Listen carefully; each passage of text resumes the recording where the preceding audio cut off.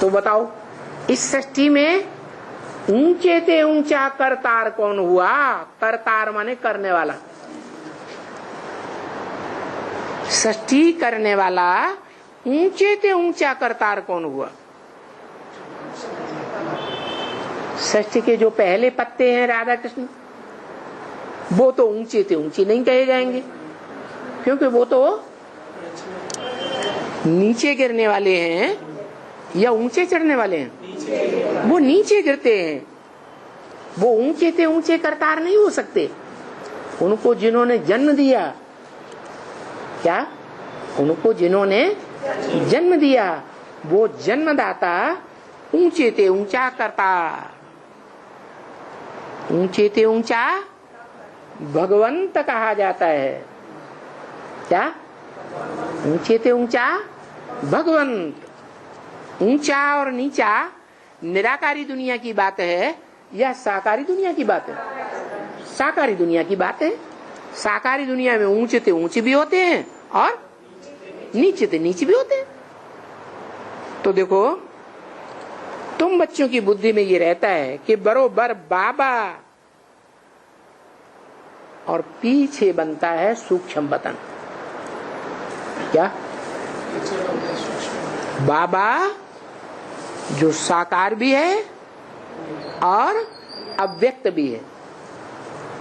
अव्यक्त दो रूपों में होता है, एक तो सूक्ष्म शरीर के आधार पर और दूसरा सूक्ष्म शरीर भी नहीं, सूक्ष्म शरीर भी छूट जाए और ज्योति बिंदु आत्मा बन जाए, वो भी अव्यक्त कही जाती है। इन आंखों से देखने में नहीं आती है। तो सबसे पहले है बाबा और पीछे है सूक्ष्म वतन। सूक्ष्म वतन माने सूक्ष्म शरीरधारी आत्माएं। जब विनाश होगा, बड़े बड़े भूकंप आएंगे, क्योंकि दुनिया में सबसे बड़ा भारी विनाश होता है भूकंप से।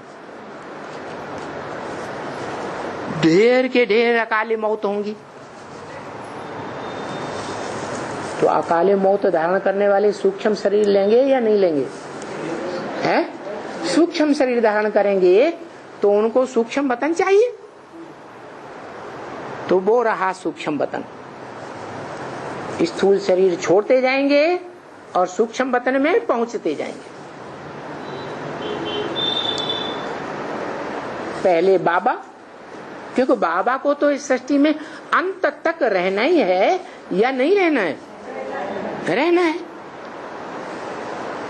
उसको तो गाया हुआ है, कालों का काल महाकाल, जिसको कोई काल खा नहीं सकता, ऐसा महाकाल सारी दुनिया को खा जाएगा, अपने में समा जाएगा, लेकिन उसको कोई खा नहीं सकता। ऐसा महाकाल वो मनुष्य सृष्टि रूपी वृक्ष के ऊपर बैठा हुआ है। महाविनाश के समय जब सारे मनुष्य सृष्टि रूपी वृक्ष का अंत होगा, आग लगेगी, तो 500-700 करोड़ मनुष्य आत्माएं नंबरवार अपना शरीर छोड़ छोड़ करके ये बिंदु बिंदु आत्माएं दिखाई गई हैं। किस तरफ जा रही हैं? शंकर की ओर जा रही है, जो सूक्ष्म स्टेज में भी है, अव्यक्त स्टेज में भी है। स्थूल शरीर नहीं दिखाया गया है और साकार भी है। ऐसे नहीं है कि साकार शरीर नहीं है, साकार शरीर तो है, लेकिन साकार शरीर और साकार शरीर की इंद्रियों का भान नहीं है। इसलिए लिंग रूप में दिखाया जाता है। मंदिरों में शिवलिंग के जो भी मंदिर बने हुए हैं, किस रूप में दिखाया गया? लिंग रूप में। लिंग साकार भी है, बड़ा रूप भी है, और उसमें ज्योति बिंदु निराकार है। तो निराकार आत्मा और साकार शरीर दोनों का मेल है, परंतु वो साकार शरीर इंद्रियों की याद में नहीं है, इंद्रियों की याद से परे है, देहभान से परे है। इसलिए बताया कि बाबा फिर हमको यहाँ बैठ करके सूर्यवंशी और चंद्रवंशी बनाया। क्या सारी मनुष्य आत्माएं सूक्ष्म वतनवासी हो गई, सूक्ष्म वतन से सूक्ष्म शरीर त्याग करके आत्मिक स्टेज धारण करेंगी, बिंदु बनेंगी, और बिंदु बनने के बाद मन मना भव, मेरे मन में समा जा। तो उस मन में ज्योति बिंदु है, उस ज्योति बिंदु में समा जाएंगे। नहीं तो क्या होता है, हर मनुष्य आत्मा के अंदर अलग अलग संकल्प हैं, एक ही संकल्प है, अलग अलग संकल्प, अलग अलग वाइब्रेशन है। जब सारी मनुष्य आत्माएं बिंदु में समा जाएंगी तो सबका संकल्प एक में तिरोहित हो गया, या अलग अलग संकल्प रहेंगे, है एक में तिरोहित हो गया। तो वो एक ही है जिसमें महाविनाश के समय सारी जड़ जंगम दुनिया, जड़ पृथ्वी जलवायु अग्नि जिनसे शरीर बनता है, और जंगम माना चैतन्य आत्माएं, पशु पक्षी प्राणी सबकी आत्माएं, आत्माएं भी और 5 तत्वों का शरीर भी उस एक ज्योति बिंदु में समा जाएगा। क्या एक में ही समा जाएंगे और एक में से ही वापस फिर नई सृष्टि में आएंगे। तो बोला बाबा फिर हमको यहाँ बैठ करके सूर्यवंशी और चंद्रवंशी बनाया, यहाँ मैंने इस सृष्टि में बैठ करके। क्या कहाँ ले जावेंगे, है? अरे पहले शांति धाम में ले जावेंगे, फिर सुखधाम में ले जावेंगे। सुखधाम में ले तब जाएगा जब खुद सुखधाम का वासी हो। खुद सुखधाम का वासी नहीं है तो सुखधाम में कैसे ले जाएगा? ले जाएगा, है? बाप मकान बनाता है, बच्चों को मकान देता है, तो खुद भी मकान में रहता है या नहीं रहता है? रहता है। तो बताया ये क्रम है कि बीज से ही सारा मनुष्य सृष्टि रूपी झाड़ निकलता है, और अंत में उसी बीज में सारा मनुष्य सृष्टि रूपी झाड़ समा जाता है।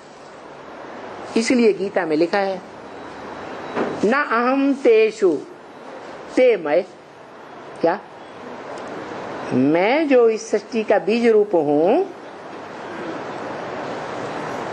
मैं उन जड़ों में, तनों में, टहनियों में, पत्तों में, फूलों में, फलों में समाया हुआ नहीं हूं, लेकिन वो सब मेरे बीज के अंदर समाये हुए हैं। ऐसे गीता में भी लिखा हुआ है। इससे साबित होता है कि एक ही बीज से सारा मनुष्य सृष्टि रूपी संसार निकलता है और एक ही बीज में समा जाता है। अच्छा, फिर ब्रह्मा के मुख से जो मुरली आई है भगवान की, उसमें तो लिखा है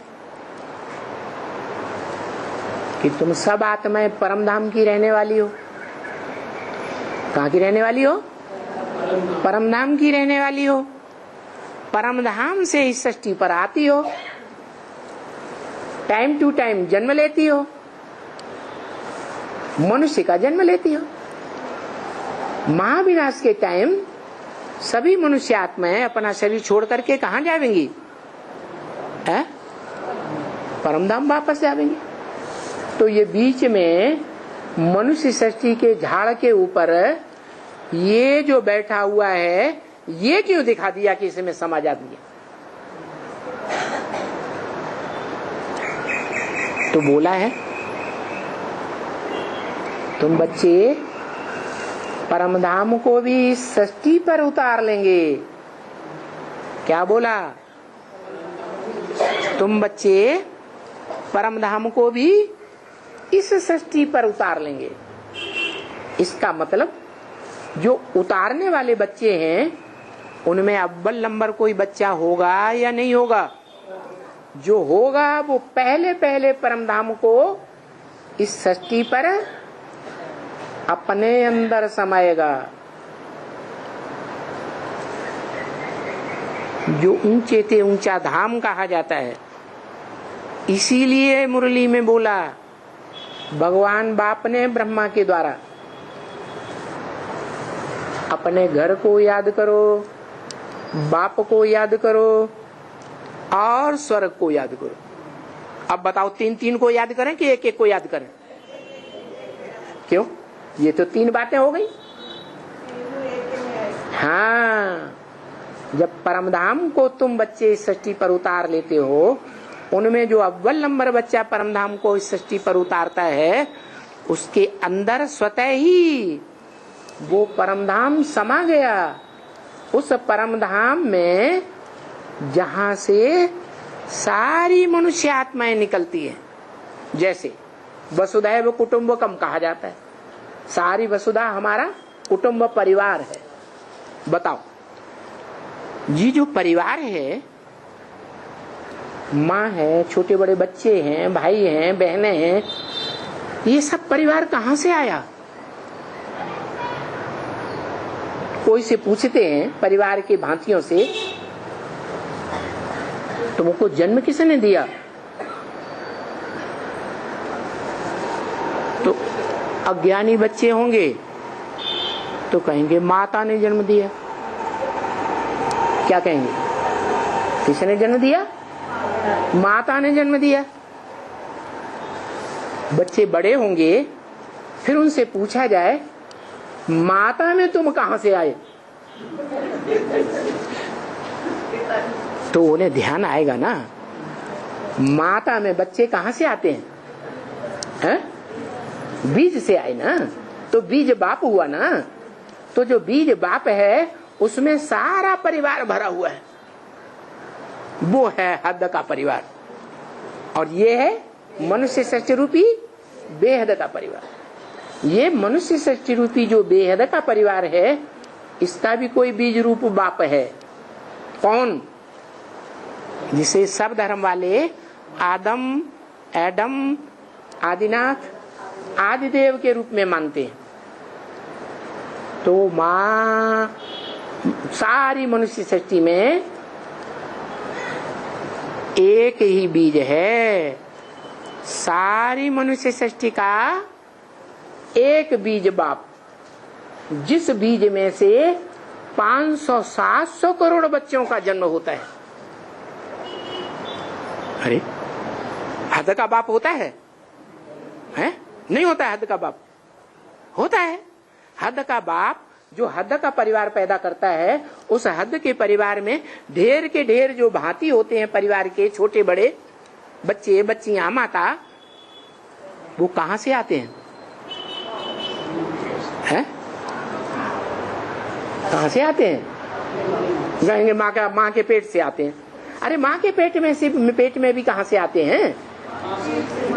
बाप, बीज रूप बाप में से आते। उस बीज रूप बाप में पूरा परिवार भरा हुआ है। क्या?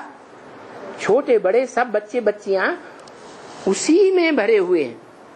उस बीज में से जैसे हद का परिवार आता है, वैसे ये वसुधैव कुटुंबकम रूपी बेहद का परिवार है। ये बेहद का परिवार भी एक ही बीज है, जिस बीज में सारी मनुष्य सृष्टि 500-700 करोड़ पत्तों की समा जाती है। उसी बीज से सारी मनुष्य सृष्टि बाहर आती है। नंबर बार कोई सतयुग में आके जन्म लेंगे, कोई त्रेता में जन्म लेंगे, कोई द्वापर में जन्म लेंगे, कोई कलयुग में जन्म लेंगे। अब कोई पूछे कि वो परम धाम कहाँ गया? कौन सा है? जिसे बताया सूरज चांद सितारों की दुनिया से पार।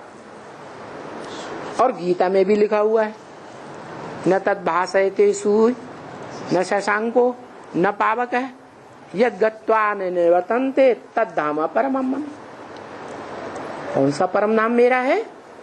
जहाँ न सूर्य का प्रकाश पहुंचता, न चंद्रमा का प्रकाश पहुंचता, न सितारों का प्रकाश पहुंचता, वो मेरा परम धाम है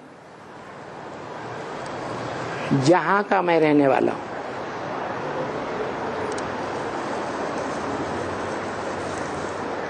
तो वो कहता है कि बच्चे, इस मनुष्य सृष्टि में जो तुम परम धाम बनाते हो, वो 500-700 करोड़ मनुष्य आत्माएं बनाती हैं परम धाम।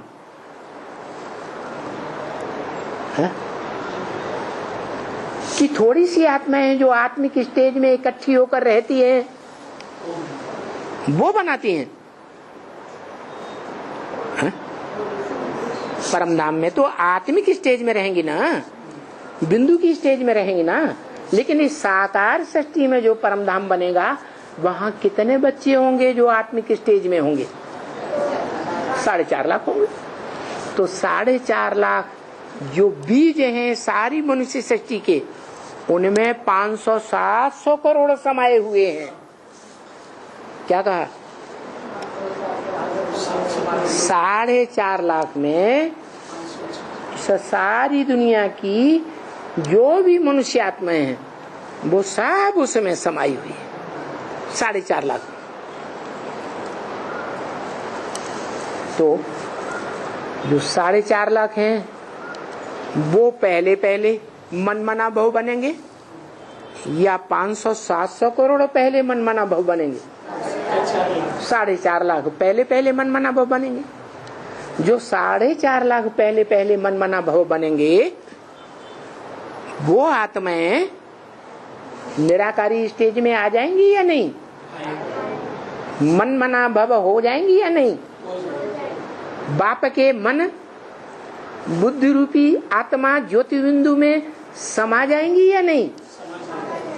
जो बाप का संकल्प सो सब बच्चों का एक ही संकल्प हो जाएगा या नहीं? हो जाए। इसीलिए शास्त्रों में ये बात आई है क्या कि हम सब आत्माएं सागर के बुदबुदे हैं, बलबूले हैं, छोटे बड़े। क्या हैं? सागर के बुदबुदे बलबूले हैं, छोटे बड़े। सागर से ही निकलते हैं और सागर में ही समा जाते हैं। इसलिए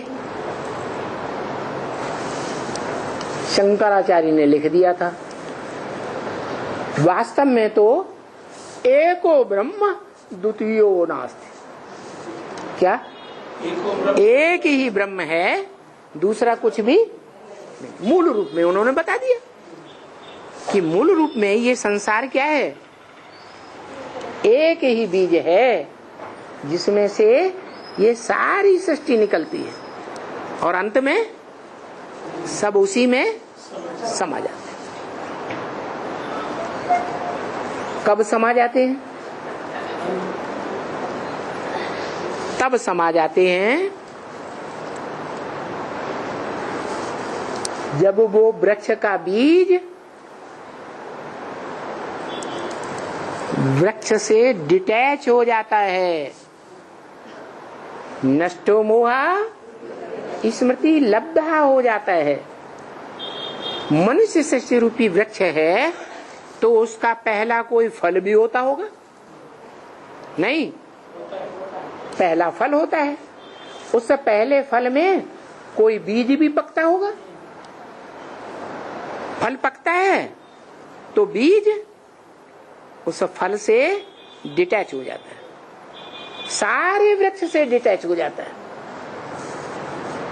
अटैचमेंट रहता है वृक्ष के पत्तों में, टहनियों में, तनों में, फलों में, फूलों में लगाव रहता है?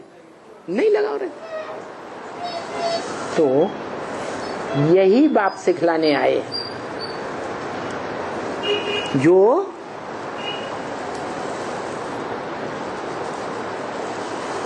धन का अखूट भंडार बाप है, ज्ञान धन का।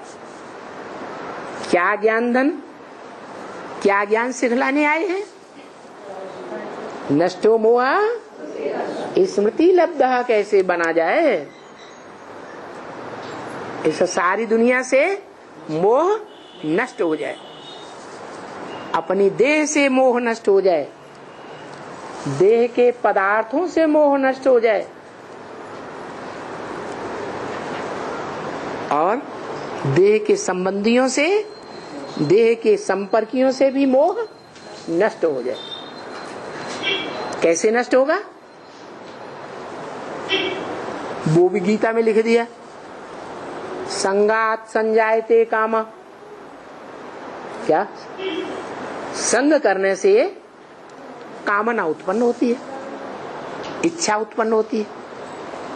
कोई का संग करेंगे लगातार, लगातार उसके साथ रहेंगे तो कामना पैदा हो जाएगी। बुद्धि से संग नहीं करेंगे तो कामना पैदा नहीं होगी। तो क्या करें? जो कामना है, इच्छा है, वो इच्छा ही इच्छा मात्रम अविद्या हो जाए। है? क्या करें? सन्यासियों ने तो सिखाया कि परिवार से दूर हो जाओ, देह के संबंधियों से दूर हो जाओ, घर मकान जमीन जायदाद छोड़ करके जंगल में चले जाओ। चले गए, चले तो गए, लेकिन फिर होता क्या है? छोड़ के चले गए, फिर वहां जाकर के बुद्धि में वही याद आता रहता है। तो क्या डिटैच हुए? अटैचमेंट खत्म हुआ? नष्ट मोह हो गए? नहीं हुए ना। तो कैसे होंगे? तो बाप बताते हैं कि घर बार छोड़ने की दरकार नहीं है, देह के पदार्थ, देह के संबंधी, देह के संपर्कियों को छोड़ने की दरकार नहीं है। भले उनके बीच में रहो, लेकिन मन बुद्धि से डिटैच हो जाओ। क्या? ये जो शरीर की 10 इंद्रियां हैं, जो आंखों से दिखाई देती हैं, इन इंद्रियों की ताकत से भी एक बड़ी ताकत और है इस शरीर के अंदर। 11वीं इंद्रिय, क्या नाम है? मन।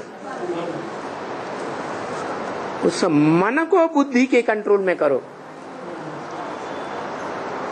और डिटैच हो जाओ। मन बुद्धि से, देह के पदार्थों से, देह के संबंधों से डिटैच हो जाओ, मन बुद्धि से दूर चले जाओ। कैसे चले जाए?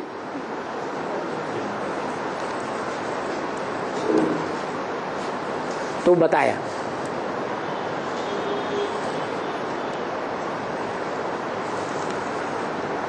इस सृष्टि में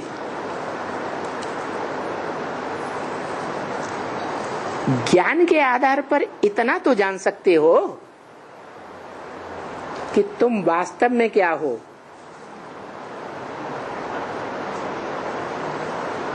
तुम विनाशी देह नहीं हो, क्या हो? आत्मा अविनाशी हो। अविनाशी आत्मा का बाप अविनाशी परम पिता परमात्मा शिव।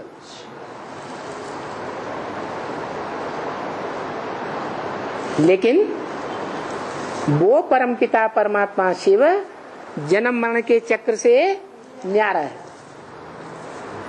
और हम आत्मा जन्म मरण के चक्र में आने वाली है। इसलिए हम सब भूल जाते हैं।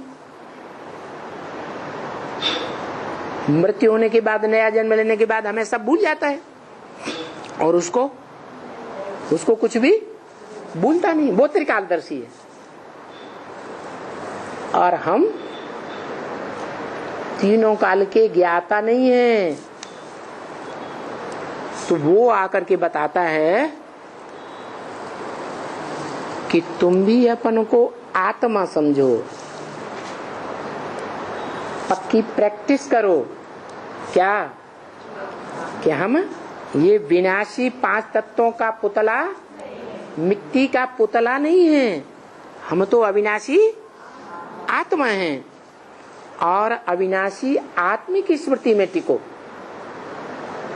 इस स्मृति में टिकने से तुम्हें बाप आत्माओं का सहज सहज याद आएगा।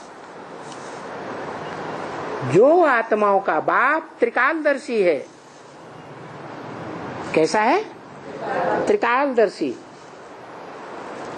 तो अपनी मन बुद्धि रूपी आत्मा से उस त्रिकालदर्शी बाप को याद करेंगे, उसका संग करेंगे, तो क्या होगा? तुम भी त्रिकालदर्शी बन जाएंगे। तुम्हारी आत्मा में भी तीनों काल में तुमने जो भी जन्म लिए हैं उनकी स्मृति तुम्हें आ जाएगी।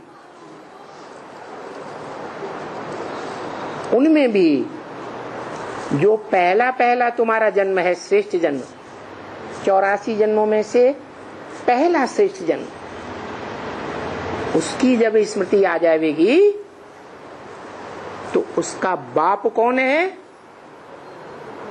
वो भी याद आएगा। तो पहले जन्म की जब स्मृति आएगी तो पहले जन्म की स्मृति में हम साकार मनुष्य होंगे, साकार देवता होंगे, या निराकार आकार होंगे? साकार देव आत्मा होंगे। साकार देव आत्माओं को जन्म देने वाला भी साकार होगा या निराकार होगा? साकार होगा। उसको पहचानेंगे। क्या? उसको पहचानेंगे तो उसके संपन्न रूप को भी जान जाएंगे। ये आखिरी स्टेज है पहचानने की, जिसके लिए बाप मुरलियों में 80 साल से कहते आए। क्या? पहले बाप का परिचय दो, पहले बाप का परिचय दो। अरे ब्रह्मा बाबा खुद बाप को नहीं पहचान पाए तो ब्रह्मा कुमारियों को कहां से परिचय देंगे? और ब्रह्मा कुमारियां जो खुद ही अपने बाप को नहीं जानती, देह के बाप ब्रह्मा को ही सब कुछ मान बैठी, भगवान जान बैठी, फिर बाप का परिचय कैसे देंगे? भले प्रदर्शनी करते हैं, मेले मलाखड़े करते हैं, कॉन्फ्रेंस करते हैं, तो 32 किरणों वाला चित्र पहले लगा देते हैं, हम बाप का परिचय देते हैं। उनसे पूछो, जिसको तुम 32 गुणों वाला भगवान बाप कहते हो, वो भगवान निराकार निर्गुण है या साकार है? वो तो निराकार निर्गुण है। जो साकार होता है उसमें गुण भी होते हैं, उसमें अवगुण भी होते हैं। साकार जब सत्व प्रधान होता है तो गुण ही गुण, और जब तमो प्रधान बनता है तो अवगुण ही अवगुण हो जाता। उसमें जो कभी साकार बनता ही नहीं, उसमें न गुण होते हैं न अवगुण होते हैं। तो कोई कहे कि ब्रह्मा कुमारियां जो 32 गुण दिखाती हैं वो किसके गुण हैं? हाँ, इस सृष्टि पर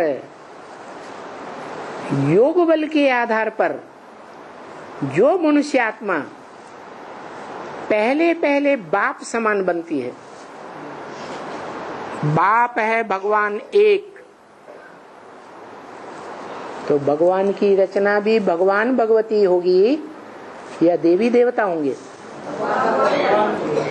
भगवान खुद भगवान है तो उसकी रचना भी भगवान भगवती है। जो भगवान भगवती बनते हैं उनमें ही गुण दिखाए गए, उनमें भी एक है जिसमें वो 32 गुण समाये हुए। वो 32 गुण देवताओं के गुण नहीं है। क्या देवताओं के गुण है? सर्वगुण संपन्न, 16 कला संपूर्ण, संपूर्ण हिंसक, मर्यादा पुरुषोत्तम। भगवान सर्वगुण संपन्न बन जाए तो ये अवगुणों से भरी पूरी 500-700 करोड़ की सृष्टि, इसका मुकाबला कौन करेगा? सामना कौन करेगा? इसका विनाश कौन करेगा? कोई करेगा? देवताएं इसका विनाश करेंगे? नहीं कर सकते। तो वो सर्वगुण संपन्न नहीं बनता, वो 16 कला संपूर्ण नहीं बनता, वो कलातीत है। सूर्य कलातीत है या 16 कला संपूर्ण है? वो कलाओं से परे है।